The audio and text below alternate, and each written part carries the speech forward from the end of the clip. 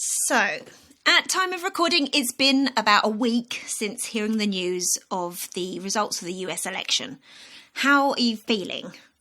If you were happy with the result, you've basically helped press fast forward on the climate crisis, and this episode is not aimed at you.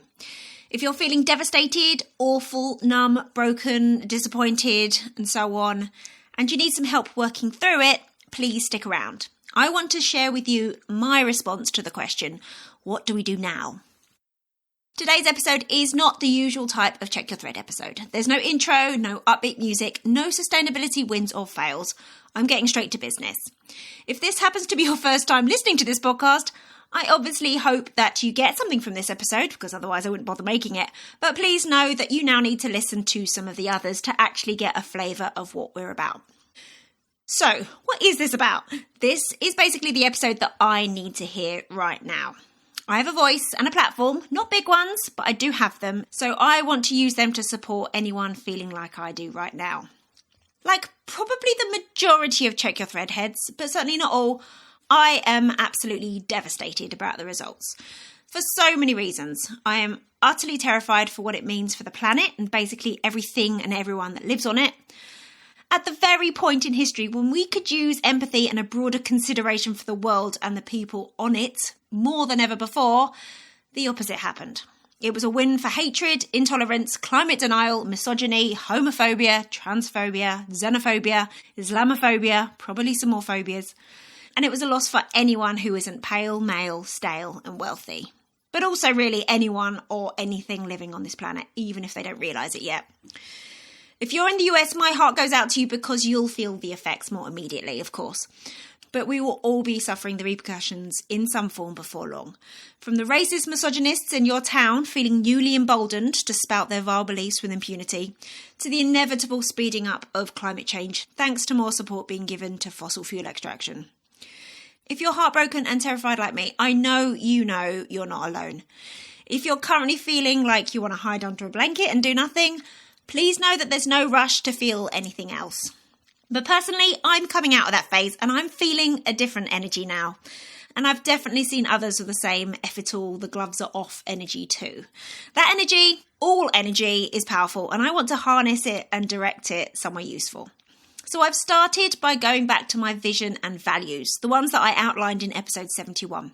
They inform every action that I take. My vision is this: a world where the impact of the environment is factored into every decision. Well, clearly we can no longer hope for help on the governmental and big business scale, in the US at least.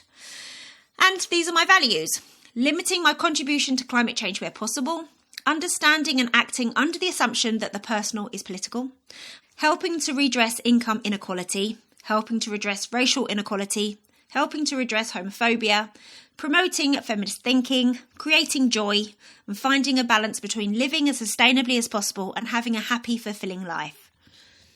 It certainly feels like all of these values have been utterly stamped on by the election results, but I refuse to give them up.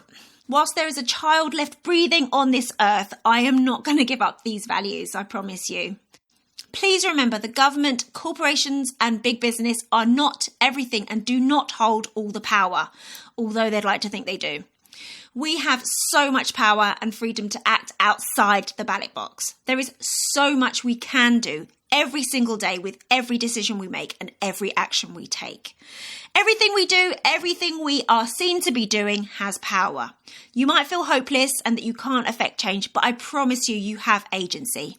And if we all get laser focused on the world we want to live in and make moves to create it every single day, we will affect positive change. We will get to a more just, more inclusive society, and we will start to mitigate some of the effects of the climate crisis. So, with my vision and values as my guide, here's what I propose we do now. I've been inspired by a podcast that I like to listen to that always releases an episode on Friday full of affirmations. I've basically nicked that idea for this.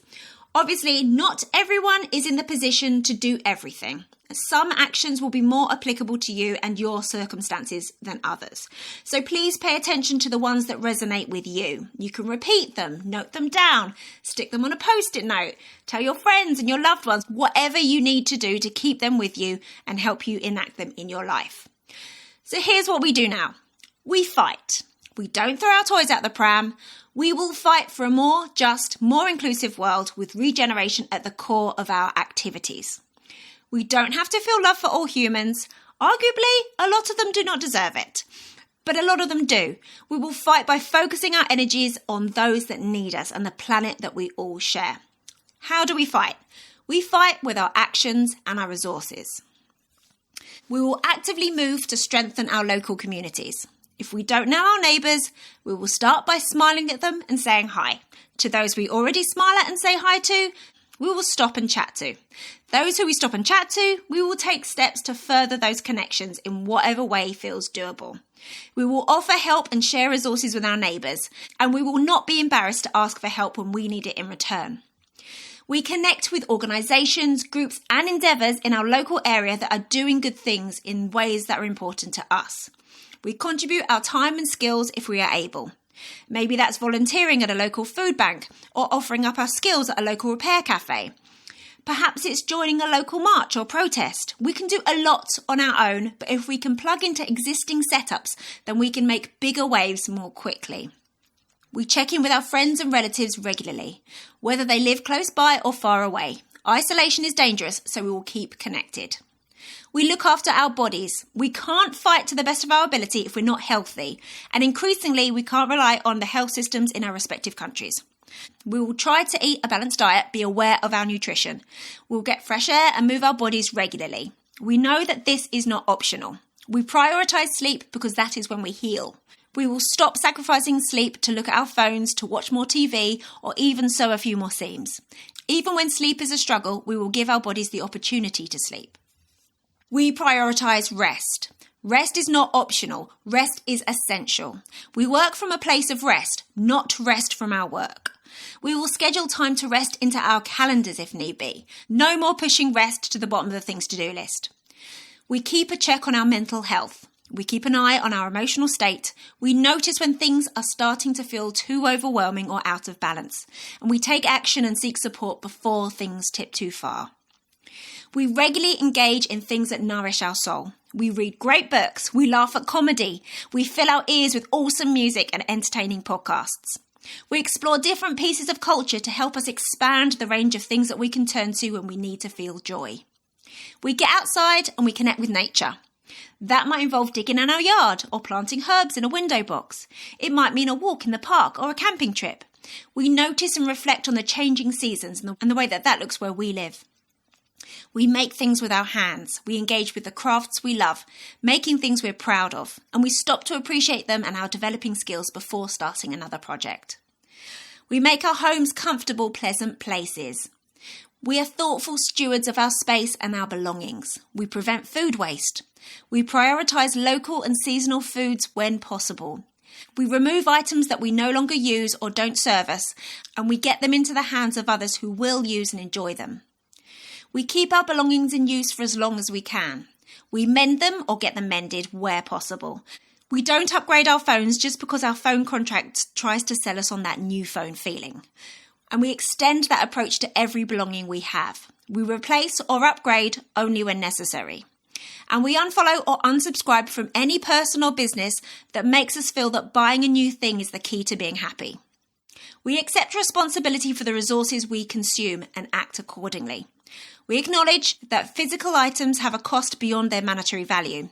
We think carefully before bringing things into our homes or into the homes of others when we give people gifts.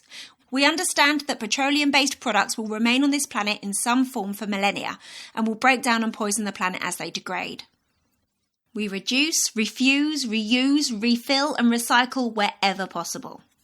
When celebrations and gift-giving seasons draw near, we consider alternatives to physical gifts. And when we have decided to purchase a physical item, we are careful about where and with whom we spend our money. We prioritise quality and longevity. We explore if the item could be acquired second-hand. We support small, local and independent businesses over large chains whenever possible. We never shop with Amazon, Temu, Shein, etc. We move our money and investments to banks that do not fund fossil fuels. We switch our energy providers to those that invest in renewable energy. We understand that the fossil fuel industry is about to get a boatload of additional governmental support, so we encourage everyone we know not to give them our business. We are mindful of how we move around the world. We bike, walk, take the bus or train if possible, rather than driving a car, particularly if we're making the journey alone. We question our need to fly and the frequency of the flights we take. We engage in social media in a way that feels joyful and enlivening and doesn't distract us or detract from our off-screen lives and relationships or our mental health. We give genuine compliments to others as often as we can, preferably on qualities or achievements that aren't related to their physical appearance. We tell people we admire them, respect them, and are inspired by them when it's true. We applaud them for their positive actions and efforts. We tell the people that we love them as often as we possibly can. Thank you for listening. I hope this helped you feel brighter and more positive. Remember, you have power and agency, and I believe that you can use them to push things forward.